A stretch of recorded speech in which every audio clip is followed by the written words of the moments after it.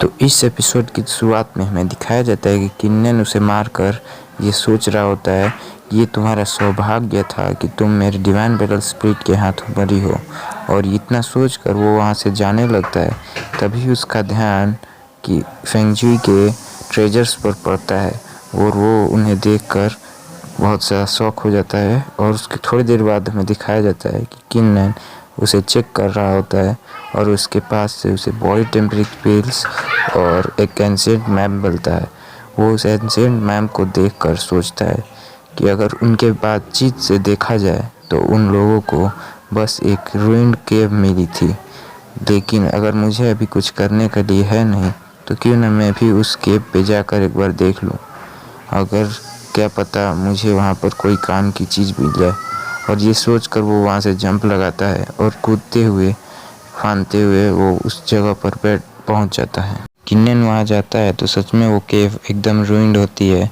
वो उस मैप को देखते हुए सोचता है कि लगता है ये मैप फेक है।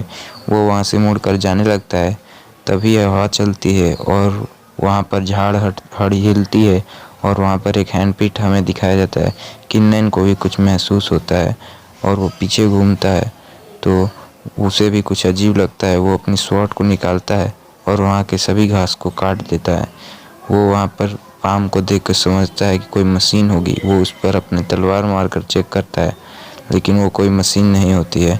वो सोचता है लगता है यहाँ पे कोई मशीनरी नहीं है, तो लगता है ये कोई अपना निशान छोड़ गया होगा जब वो कल्टीवेट कर रहा होगा, या फिर वो अपनी स्ट्रेंथ को बस टेस्ट कर रहा होगा। ये सब सोचकर वो एक आह भरता है और वहाँ से जाने वाला होता है, लेकिन तभी उसकी डिवाइन बैटल स्पिरिट अपने आप बाहर निकल जाती है। वो अपने डिवाइन बैटल स्पिरिट को अपने आप बाहर निकला देखकर हैरान हो रहा होता है। तभी उस पाम से एनर्जी रिलीज होने लगती है। वो ऑरा बहुत ही ज़्यादा टेरिफाइंग होने लगता है, जिसके प्रेशर से किन्नन को भी तकलीफ़ होने लगती है। वो सोचता है कि लगता है उस एंशिएंट मैप में जिस ट्रेजर के बारे में बताया गया था वो ये हैंडप्रिंट ही है। हालांकि फेंगजी और उसके बॉडीगार्ड्स का कल्टीवेशन बहुत ज़्यादा कम था, इसलिए वो इसके अंदर रखे ऑरा को महसूस नहीं कर पाए। मेरा भी कल्टीवेशन बहुत लो है, लेकिन अगर ये डिवाइन बैटल स्पिरिट नहीं होती तो मैं भी इसके बारे में पता नहीं लगा पाता। वो उस और वहाँ पे बैठते हुए सोचता है कि ये और हैंड प्रिंट ज़रूर ही किसी मार्शल एम्पलर के इंटेंट को अपने अंदर रखा हुआ है। अगर मैं इसे अपने अंदर कॉम्प्रहेंड कर लेता हूँ तो मैं ज़रूर ही बहुत ज़्यादा ताकतवर बन जाऊँगा। और वो टाइम वेस्ट ना करते हुए वहाँ पर बैठ जाता है। किन्नन उस मार्शल इंटेंट को अपने अंदर एब्जॉर्ब करने लगता है। वो उसे एब्जॉर्ब करते करते काफ़ी फोकस्ड हो जाता है। फिर उसके माइंड के अंदर वो पाम चला जाता है और एक जाइंट रूप लेकर उसे क्रस्ट करने की कोशिश करता है।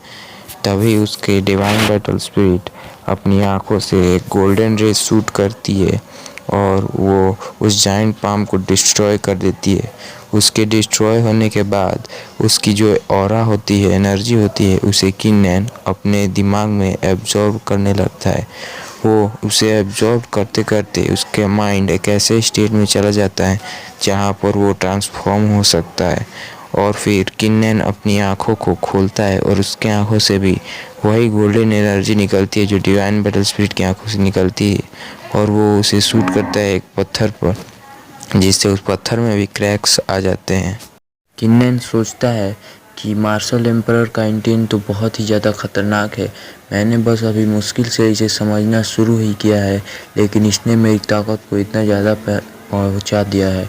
अगर मैं इसे पूरी तरह समझ गया तब तो मेरी स्ट्रेंथ बहुत ही ज़्यादा बढ़ जाएगी। ये सब सोचकर किन्नन बहुत ज़्यादा खुश हो रहा होता है।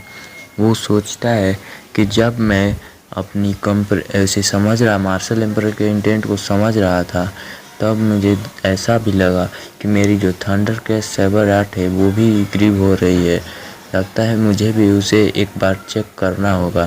फिर वो अपनी स्वॉर्ड को निकालता है। आज का एपिसोड यहीं पर समाप्त होता है। मिलते हैं आपसे अगले एपिसोड में, तब तक के लिए गुड बाय।